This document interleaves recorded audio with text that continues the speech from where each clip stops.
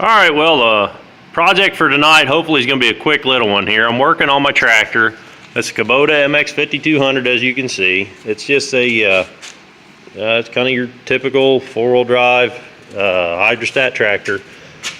This thing has a pathetic toolbox. I guess I'm kind of used to seeing a toolbox in this neighborhood somewhere, you know, up in here. Dad's little John Deere's got one right here. It's real convenient. I've seen them, you know, in this area before. This thing is, the toolbox is pathetic. Now, we picked this thing up used, and the toolbox that was on it is right here. I guess this is a factory toolbox. Of course, it's missing the lid, so I guess the previous owner must have, you know, broke the lid or lost the lid or whatever. I mean, you can lay stuff in here, but it ain't gonna keep no weather off of it, and you can't keep very much in there. So, I don't want to spend an arm and a leg, and I definitely don't want to buy another one just like this for sure. So what I did was, I went shopping at the old Harbor Freight, and I found a box pretty close to the same size. I think it was about 10 bucks for this box. It's got a pretty decent latch on it, and I guess they kind of market it as being waterproof. There's a rubber gasket around there.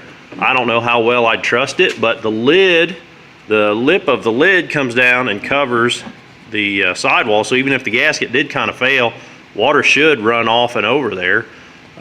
It's got a little clippy, another compartment on top there. I don't know that I'd trust that to keep the weather out, but I guess you could put something in there. But I'm just mostly wanting it for the main compartment.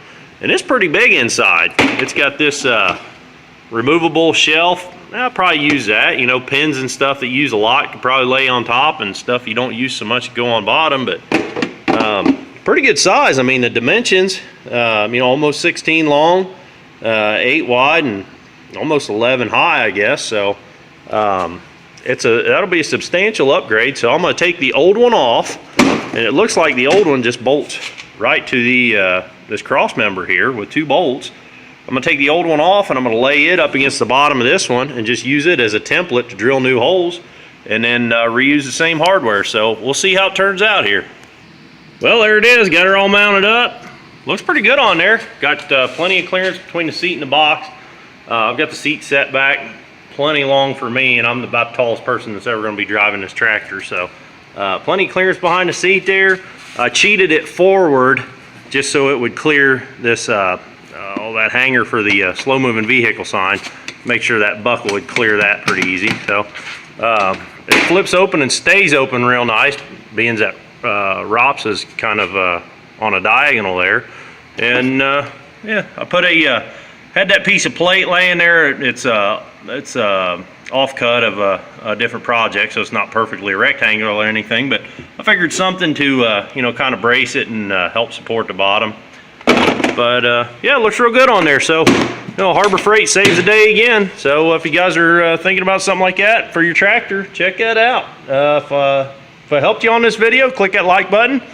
If you want to see more videos of me working on this or any number of things around here, click that subscribe button. Till the next video, guys, keep on tinkering.